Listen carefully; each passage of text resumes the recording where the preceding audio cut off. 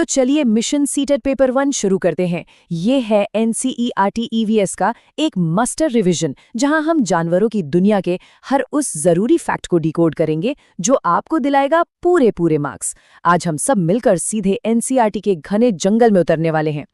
जरा सोचिए, जंगल का राजा बाघ जो घने अंधेरे में भी हम इंसानों से 6 गुना ज्यादा बेहतर देख सकता है।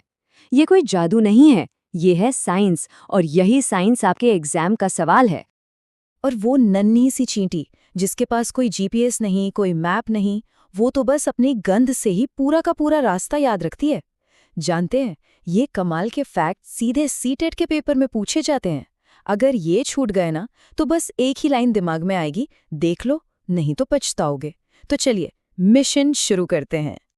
हमारा पहला टारगेट एनसीईआरटी के सबसे बड़े और ताकतवर जानवर यानी कि जंगल के महारथी। चलिए इन महारथियों को डिकोड करते हैं, क्योंकि यहाँ से सवाल आना तो बिल्कुल तय है। तो सबसे पहले बात करते हैं हाथी की। देखिए, याद रखिएगा, इनके झुंड की लीडर जो होती है ना, वो हमेशा सबसे बुजुर्ग हथिनी होती है।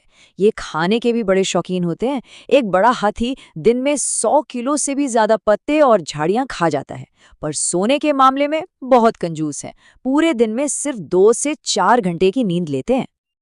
अब आते हैं बाघ पर। इसकी मूंछें इतनी ज्यादा सेंसिटिव होती हैं कि हवा में हुई हल्की सी वाइब्रेशन को भी भांप लेती हैं, और जब ये दहाड़ता है तो इसकी आवाज पूरे 3 किलोमीटर दूर तक सुनाई देती है। और अब मिलिए सबसे आलसी जीव से, स्लॉथ। देखने में तो ये भालू जैसा लगता है, पर भालू बिल्कुल भी नहीं है। ये दिन के करीब 17 घंटे पेड़ से उल्टा लटक कर सोता रहता है और अपनी पूरी जिंदगी में बस गिने चुने पेड़ों पर ही घूमता है। सच में आलस का बादशाह है ये। और आखिर में बात करते हैं सांपों की, और ये पॉइंट बहुत जरूरी है, ध्यान से सुनिएगा। इंडिया में सिर्फ 4 तरह के जहरीले सांप मिलते हैं: नाग, करेत, दुबोया और अफाई। और हाँ, एक और बात, इनके बाहरी कान नहीं होते। ये जमीन पर जो वाइब्रेशंस होती है ना, उनको महसूस करके ही सब कुछ पता लगाते हैं। तो बड़े महारथियों से तो मिल लिए, अब आगे बढ़ते हैं और मिलते हैं हमारे छोटे नायकों से। देखिए, इनके साइज पे बिल्कुल मत जाना, ये छोटे हैं पर सीटेट एग्जाम के लिए बहुत ही ज्यादा जरूरी हैं। चलिए फैक्ट फाइल खोलते हैं। मधुमक्खी पालन यानी कि एपीकल्चर, इसका सबसे अच्छा समय क्या है? हमेशा याद रखिए, अक्टूबर से दिसंबर। क्यों? क्योंकि इसी टाइम रानी मक्खी अंडे देती है। ये सवाल कई बार पूछा जा चुका है, तो इसे लॉक कर लीजिए। अच्छा, और ये मच्छर, ये हमें अंधेरे में भी कैसे ढूंढ लेते हैं? बड़ा सिंपल सा लॉजिक है, हमारे पैरों के तलवों की गंध और हमारे शरीर की गर्मी से। और ये उपाधि किसे दी गई है? ये है केंचुआ। जी हाँ, इसे किसान का सबसे अच्छा दोस्त कहते हैं। क्यों? क्योंकि ये जमीन को अंदर ही अंदर खोदकर नरम बना देता है, जिससे वो और भी उपजाऊ हो जाती है। चलिए अब जमीन से सीधे आसमान की तरफ चलते हैं। हमारा अगला मिशन जोन है आसमान के उस्ताद। यहाँ हम पक्षियों की अनोखी दुनिया को समझेंगे, और हाँ, ये सीटीईटी का एक पसंदीदा टॉपिक है। ओके, एक बहुत जरूरी बात, ज्यादातर पक्षियों की आंखों की पुतली फिक्स होती है, इसलिए वो अपनी पूरी गर्दन घुमाकर देखते हैं। उल्लू इसका एक क्लासिक उदाहरण है। वो अपनी गर्दन को काफी हद तक पीछे घुमा सकता है, लेकिन मैना, वो बिल्कुल अलग है। वो झटके से अपनी गर्दन आगे पीछे करती है। बस यही मुख्य अंतर याद रखना है। और इनकी नजर कमाल की है। चील, बाज और गिद्ध, ये हम इंसानों से 4 गुना, मैं दोहरा रही हूं, 4 गुना ज्यादा दूर तक देख सकते हैं। जरा सोचिए, कितनी तेज नजर होगी इनकी। अब बात करते हैं इनके घोंसलों की अनोखी दुनिया की। सबसे पहले कौवा, जो अपना घोंसला हमेशा पेड़ की सबसे ऊंची डाली पर बनाता है। फिर है दर्जन चिड़िया, जैसा नाम वैसा काम। ये अपनी नुकीली चोंच से पत्तों को सिलकर अपना घर तैयार करती है। और वीवल पक्षी की कहानी तो और भी दिलचस्प है। यहाँ नर पक्षी मेहनत से कई सुंदर घोंसले बनाता है, और मादा उनमें से सबसे बेहतरीन वाले को चुनती है। ठीक है, अब कुछ बहुत जरूरी ईवीएस कॉन्सेप्ट्स को डिकोड करते हैं। ये सिलेबस की नींव है, तो पूरा ध्यान यहाँ लगाइए, क्योंकि एग्जाम में मुश्किल सवाल यहीं से बनते हैं। यहाँ एक सिंपल सा नियम है जिसे याद रखना है।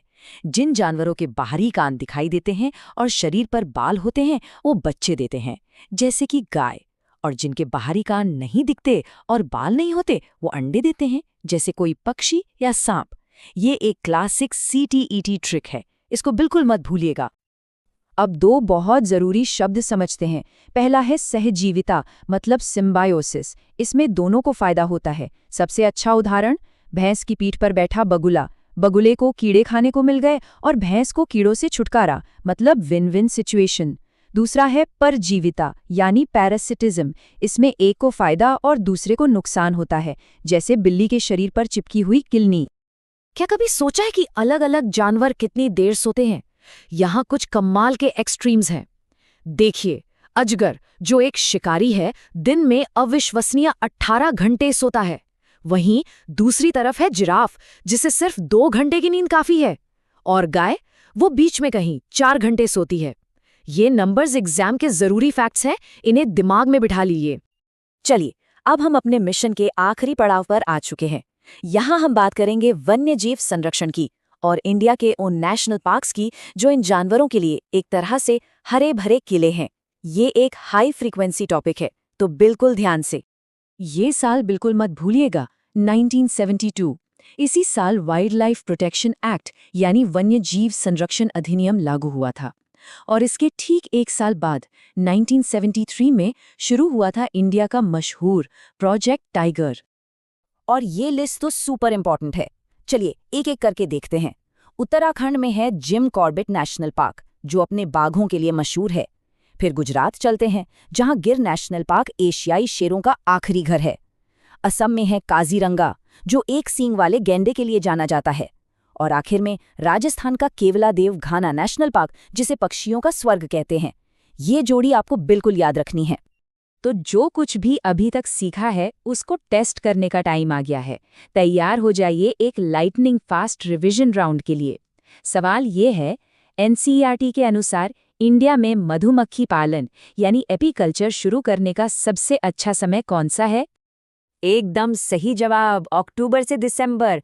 तो हमेशा याद रखिए, ये सिर्फ EVS की तैयारी नहीं है, ये CTET में सिलेक्शन का पूरा रोड मैप है। आज का सबसे बड़ा नियम क्या है? रिवीजन ही सिलेक्शन है।